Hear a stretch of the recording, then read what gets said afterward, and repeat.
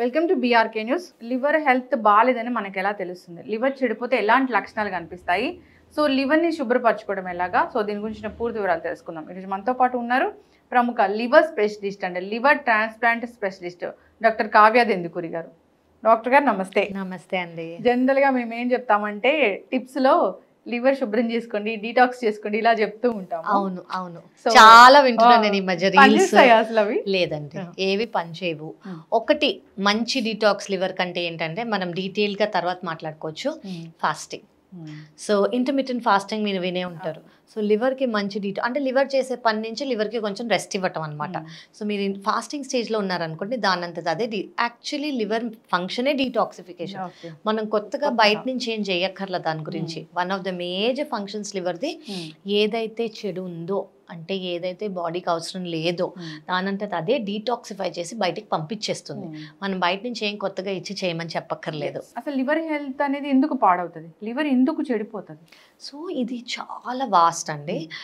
ఇది ఆల్కహాల్ అని మనం చాలా మంది మోస్ట్ కామన్ గా వింటాము. ఒకటి ఆల్కహాల్ అనేది, ఇంకోటి నాన్ ఆల్కహాలిక్ రీజన్స్ కూడా చాలా ఉన్నాయి. మనకి ఇంకోటి తెలియాల్సింది ఏంటంటే, నాన్ ఆల్కహాలిక్ అని అన్నాం కదా, అంటే ఏంటి? ఫస్ట్ మనకి చిన్నపిల్లల్లో కూడా వస్తుంది. అంటే ఏంటి? వాళ్ళు ఆల్కహాల్ తీసుకోరు కదా. పుట్టిన బేబీస్లో కూడా లివర్ ప్రాబ్లం ఉండొచ్చు. వాళ్ళలో ఉన్న లివర్ సరిగ్గా డెవలప్ అవ్వకపోవటం కానివ్వండి, బైల్ డక్స్ కొన్ని సరిగ్గా డెవలప్ అవ్వలేదు, లేదా వైరసెస్, చిన్న చిన్న వైరసెస్. మోస్ట్ కామన్గా మనకు తెలిసిన virus hepatitis A, hepatitis E, hepatitis B, C అనేవి, అలాంటివి వేరే వైరసెస్ కూడా ఉంటాయి. ఇవే కాకుండా లివర్లో క్యాన్సర్ ఏమన్నా ఉందా, లేదా లివర్లో ఫ్యాటీ లివర్. మనం ఈ మధ్య చాలా ఎగ్జాక్ట్లీ ఈ మధ్య చాలా కామన్గా చూసేది ఫ్యాటీ లివర్. ఒకప్పుడు ఈ లివర్ డిసీజ్కి పేరే లేదు, క్రిప్టోజెనిక్ అని చెప్పుకునేవాళ్ళం. ఇప్పుడు ఫ్యాటీ లివర్ ద్వారా పెరిగే లివర్ ప్రాబ్లం అంటే ఫస్ట్ లివర్ ఫ్యాటీ లివర్ స్టేజ్కి వెళ్తుంది. ఆ స్టేజ్లో కూడా మనం ఏం చేయకపోతే ఫైబ్రోసిస్కి వెళ్తుంది. ఫైబ్రోసిస్ స్టేజ్లో కూడా ఏం చేయకపోతే లివర్ సిరోసిస్కి వెళ్తుంది. సిరోసిస్ అంటే పర్మనెంట్ లివర్ డ్యామేజ్. సో ఇది మనకి alcohol, non alcohol, viruses, uncontrol sugar కానివ్వండి, ఒబెసిటీ కానివ్వండి, బరువు అనేది ఎక్కువ ఉంటే, కొలెస్ట్రాల్ కానివ్వండి, అలా చాలా రీజన్స్ అనేవి ఉంటాయన్నమాట. సో మెటబాలిక్ సిండ్రోమ్ అని అంటాం. అంటే కొంతమందికి హార్ట్ ప్రాబ్లం ఉండి, బీపీ ఉండి, కొలెస్ట్రాల్ ఉండి, థైరాయిడ్ సరిగా కంట్రోల్ లేదు, షుగర్స్ కంట్రోల్ లేవు, బరువు అనేది ఎక్కువ ఉన్న వీళ్ళలో కూడా వచ్చే అవకాశం ఉంటుంది. ఇవన్నీ నాన్ ఆల్కహాలిక్ రీజన్. చాలా కామన్గా ఈ మధ్య కాలంలో గత 5 ఏళ్లుగా మేము ఎక్కువగా చూసేది non alcoholic fatty liver disease ద్వారా వచ్చిన మెటబాలిక్ సిండ్రోమ్ వచ్చిన లివర్ ప్రాబ్లం అనమాట. సో వీళ్ళేంటి పర్మనెంట్ లివర్ డ్యామేజ్కి వెళ్ళిపోతున్నారు. దానివల్ల మేము ట్రాన్స్ప్లాంట్ అనేది చేయాల్సి వస్తుంది. సో లివర్ చెడిపోయింది అంటే ఎలాంటి లక్షణాలు కనిపిస్తాయి? ఇది చాలా ఇంపార్టెంట్ క్వశ్చన్ అండి. ఎందుకు అంటే ఇప్పుడు ఫ్యాటీ లివర్ అనుకున్నాం ఫస్ట్ స్టేజ్. ఫ్యాటీ లివర్ ఏం చేయకపోతే ఫైబ్రోసిస్ అనుకున్నాం.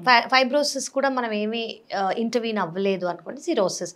పర్మనెంట్ లివర్ డ్యామేజ్కి వెళ్తుంది అని అనుకున్నాం.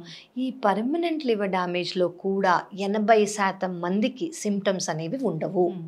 సో ఈవెన్ సిరోసిస్లో ఉన్నా కూడా కొంతమందికి తెలీదు. ఎందుకు అంటే అందులో చాలా కామన్గా వచ్చే సిమ్టమ్ ఏంటంటే బలహీనత. చాలామంది చాలా మరీ ఎక్కువగా వీక్గా అనుకుంటారు, ఇంత వీక్గా ఉన్నాను ఏంటి నేను అని వాళ్ళకే అనిపిస్తుంది. కానీ ఏమనుకుంటారంటే ఒక 2 రోజులుగా సరిగా తినలేదు, నిద్ర సరిగా లేదు, పని ఎక్కువ చేశాను, ఇంట్లో చుట్టాలు, ఇలాంటి రీజన్స్ చెప్పుకుంటారు. కానీ వాళ్ళకి ఇది లివర్ ప్రాబ్లం వల్ల ఈ బలహీనత అని అర్థం కాదు. అది ఫస్ట్ థింగ్.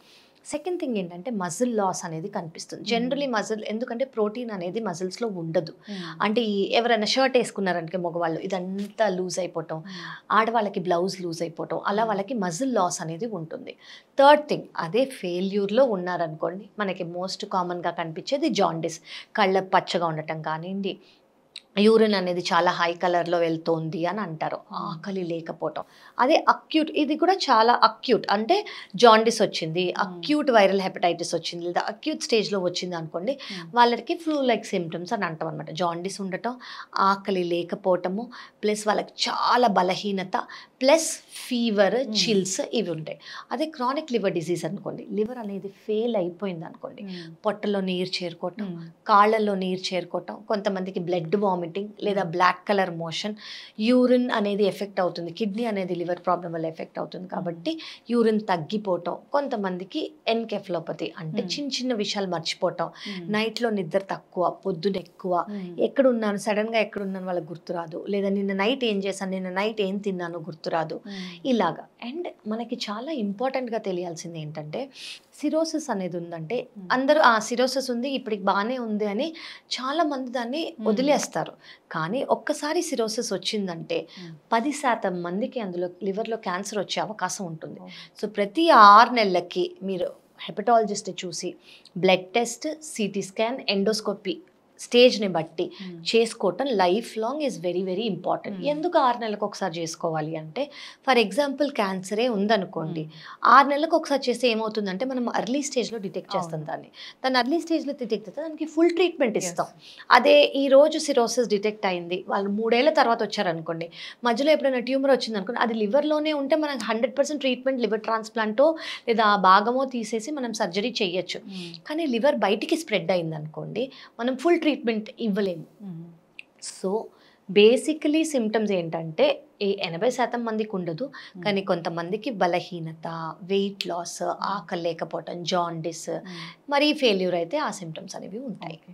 అసలు అంటే ఇప్పుడు ఒక ఏజ్ దాటింది, వాళ్ళు మీరు చెప్పిన ఆ 3 టెస్టులు చేయించుకోవాలంటే ఏ ఏజ్ దాటాక చేయించుకోవాలి? నేను ఏమంటానంటే వితౌట్ ఏజ్ అండి, ఎందుకంటే ఇప్పుడు మనకి ఫ్యాటీ లివర్ అనేది ఈ ఏజ్కే రావట్లేదు, మన లైఫ్ స్టైల్ ప్రాబ్లం అయిపోయింది. అది ఇంట్లో కూర్చుని వర్క్ ఫ్రమ్ హోమ్ కానివ్వండి, డైట్ అనేది చాలా ఈజీగా 1 క్లిక్లో దొరుకుతుంది కావచ్చు, మన లైఫ్ స్టైల్ అది ఆల్కహాల్ కానివ్వండి, పబ్బింగ్ కల్చర్ కానివ్వండి, నైట్ లైఫ్ కానివ్వండి, ఇవన్నీ చాలా ఎక్కువ అయిపోయాయి.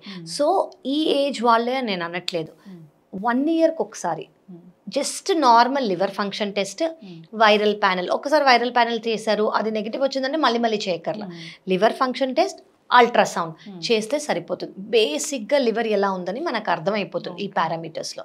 మేమేం చేస్తామంటే ఫైబ్రో స్కాన్ అని కూడా చేస్తాం.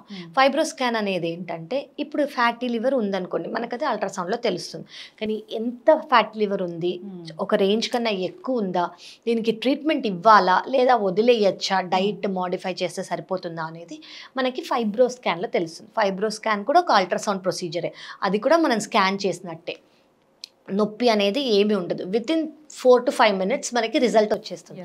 దాన్ని బట్టి మేము ట్రీట్మెంట్ ఇస్తాం. అది 3 నెలలు అవసరమా ట్రీట్మెంట్, 6 నెలలు అవసరమా. దీని అడ్వాంటేజ్ ఏంటంటే ఫ్యాటీ లివర్ అనేది ఇప్పుడున్న మెడికేషన్స్ ద్వారా కంప్లీట్గా మనం రివర్స్ చేయొచ్చు. ముందు మేము అలా రివర్స్ చేయడానికి కానీ ఓన్లీ లైఫ్ స్టైల్, ఆకలి, వాకింగ్ చేయండి, బరువు తగ్గండి, షుగర్ కంట్రోల్ పెట్టుకోండి, కొలెస్ట్రాల్ కంట్రోల్ పెట్టుకోండి అని చెప్పేవాళ్ళం. ఇప్పుడు ఏంటంటే ఉన్న మెడికేషన్స్ ద్వారా అఫ్కోర్స్ అండర్లైన్ దేనివల్ల అయితే ఫ్యాటీ లివర్ వచ్చిందో అది ఆపుతూ, అది కంట్రోల్ చేస్తూ ఈ మెడికేషన్స్ తీసుకోవాలి. 100% లివర్ అనేది నార్మల్ అవుతుంది. మరి మీరు లివర్ ట్రాన్స్ప్లాంట్ స్పెషలిస్ట్ అయితే, ట్రాన్స్ప్లాంట్ అయిన వాళ్ళందరికీ కూడా అంటే అందరూ కూడా నార్మల్ లైఫ్ లీడ్ చేస్తారా? అన్నీ కూడా సక్సెస్ అవుతాయా? 100% అండి. అసలు మనం ఇంత మేజర్ సర్జరీ చేసేదే వాళ్ళకు ఒక సెకండ్ లైఫ్ ఇవ్వడానికి. ఓకే, ఇప్పుడు అందరికీ సక్సెస్ అవుతుందా అంటే మనం ఎవరికి చేస్తున్నామో, ఏ కారణం వల్ల చేస్తున్నామో, ఏ ఏజ్లో చేస్తున్నామో, ఇది చాలా ముఖ్యమైనది. సో మేము ప్రతి వాళ్ళకి ప్రీ లివర్ ట్రాన్స్ప్లాంట్ ఇవాల్యుయేషన్ అని ఒకటి చేస్తాం. అంటే ఏంటంటే, మీకు ఈ ప్రాబ్లం ఉంది, సో మీరు లివర్ ట్రాన్స్ప్లాంటేషన్కి ఫిట్టా కాదా అని మేము ఒక చేసే టెస్ట్.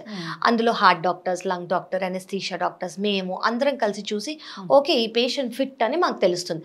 అదే ఈ ఇవాల్యుయేషన్లో మాకు ఫిట్నెస్ లేదు, ఇందులో ప్రాబ్లం ఉంది, అందులో ప్రాబ్లం ఉంటే వాటిని కరెక్ట్ చేసి ట్రాన్స్ప్లాంట్ చేస్తాం.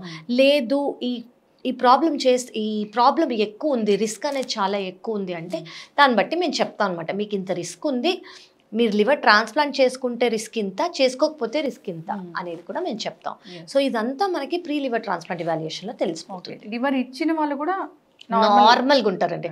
ఇది అందరికీ తెలియాల్సిందే. లివర్ డోనర్ అంటే ఒక నార్మల్ మనిషి, ఆయనకి ఏ ప్రాబ్లమ్స్, ఆవిడకి ఏం ప్రాబ్లమ్స్ లేకుండా మా దగ్గరకు వస్తున్నారు. ఫస్ట్ వాళ్ళకన్నా ఎక్కువ మాకుంటుంది. ఓకే, నార్మల్ మనిషి వస్తున్నారంటే వాళ్ళకి నార్మల్గానే బయటికి పంపించాలి. సో పేషెంట్కి ఎవరైతే లివర్ ట్రాన్స్ప్లాంట్ చేయించుకుంటున్నారో వాళ్ళకి మేము ఎలా ఇవాల్యుయేషన్ చేస్తామో అలాగే డోనర్కి కూడా చేస్తాం. ఓకే, డోనర్ ఎలా ఉన్నారు, డోనర్ హెల్త్ ఎలా ఉంది. ఫస్ట్ ఏంటంటే 18 ఏళ్ళ కన్నా ఎక్కువ, 52 ఏళ్ళ కన్నా తక్కువై ఉండాలి. మరి బరువు ఎక్కువ ఉండకూడదు, షుగర్ కంట్రోల్ లేకుండా ఉండకూడదు. వీళ్ళది వాళ్ళ లివర్ ఎంత ఉంది, వాళ్ళ లివర్ వీళ్ళకి పడుతుందా లేదా, వాళ్ళ ఫ్యామిలీ మెంబర్ అయి మాత్రమే ఉండాలి. Same blood group, family member అయి ఉండాలి. బయట ఫ్రెండ్స్ వెల్ విషెస్ ఇవ్వలేరు అనమాట. సో వాళ్ళకి ఇవాల్యుయేషన్ చేస్తాం, వాళ్ళు ఎలా ఉన్నారు, వాళ్ళకి స్కాన్స్ బ్లడ్ టెస్ట్ అన్నీ చేసి ఓకే వాళ్ళకి లివర్ ఇస్తే వాళ్ళు బాగానే ఉంటారు అని అనుకుని జనరలీ 5th లేదా 7th డే డోనర్ని మేము డిశ్చార్జ్ చేస్తాం. ఈ ఇవాల్యుయేషన్ చేసేటప్పుడు మాకే డోనర్కి 1% రిస్క్ ఉందన్నా కూడా మేమే వద్దంటాం. సో వాళ్ళకి లైఫ్ రిస్క్ అనేది 0, లైఫ్ రిస్క్ అనేది డోనర్కి ఉండదు. రెస్ట్రిక్షన్స్, ఇది తీసుకోకూడదు, ఇది చేయకూడదు, ఇది తినాలి, అది తినద్దు అని ఏముండవు. మాత్రలు అనేవి ఏమీ ఉండవు. వితిన్ 2 weeks to 4 weeks అంటే 2 వారాల నుంచి 4 వారాల వరకు లివర్ అనేది ముంత ఎంత ఉందో అంతకి పెరిగిపోతుంది. సో లివర్ అనేది రీజనరేటివ్ ఆర్గన్ కాబట్టి వాళ్ళకి డోనర్కి normal. So normal life, restriction లేదు, మెడికేషన్స్ లేవు. ఖచ్చితంగా మ్యామ్, చాలా చక్కగా చెప్పారు. వన్ ఫైనల్ క్వశ్చన్, ఇప్పుడు బ్లడ్ రిలేషన్ వాళ్ళే ఇవ్వాలా? అవునండి, నో వన్ ఎల్స్. అంటే ఇదొక గవర్నమెంట్ ప్రోటోకాల్. గవర్నమెంట్ ప్రోటోకాల్ ప్రకారం ఫ్యామిలీ డోనర్ అయ్యి ఉండాలి, 18 ఏళ్ళ కన్నా ఎక్కువ అంటే మేజర్ అయ్యి ఉండాలి, మన సర్జికల్ కాంప్లికేషన్స్ లేదా వేటివి రాకూడదు, యాక్సెప్ట్ అవ్వాలి డోనర్ బాగా. కాబట్టి 50 to 52కి మేము కట్ ఆఫ్ చేస్తాం అనమాట. సో ఫస్ట్ డిగ్రీ ఫ్యామిలీ మెంబరా, సెకండ్ అంటే ఎంత దూరం ఫ్యామిలీ మెంబర్ అయితే అంత పేపర్ వర్క్ ఉంటుంది. పేపర్ వర్క్ అంటే ఏంటంటే ఓకే వీళ్ళకి రిలేటెడ్ అని గవర్నమెంట్ అనేది చూస్తుంది అనమాట. ఓకే రిలేటెడ్ పర్సనే ఇస్తున్నారు అని తెలియడానికి మనకి family member same blood group అయ్యి ఉండాలి. చాలా చక్కగా చెప్పారు, చక్కటి ఇన్ఫర్మేషన్ మ్యామ్. లివర్ గురించి, లివర్ ఎందుకు చెడిపోతుంది, చెడిపోయిందని ఎలా తెలుస్తుంది, లక్షణాలు ఎలా ఉంటాయి, లివర్ టెస్టులు ఎప్పుడు చేయించుకోవాలి, వచ్చిన అడ్వాన్స్ ట్రీట్మెంట్స్ ఏంటి, లివర్ ట్రాన్స్ప్లాంట్ గురించి ఇంకా ఎవరికైనా డౌట్ ఉంది అంటే ఒకసారి కాంటాక్ట్ చేయాలని కోరుకుందామండి. చాలా చక్కటి ఇన్ఫర్మేషన్.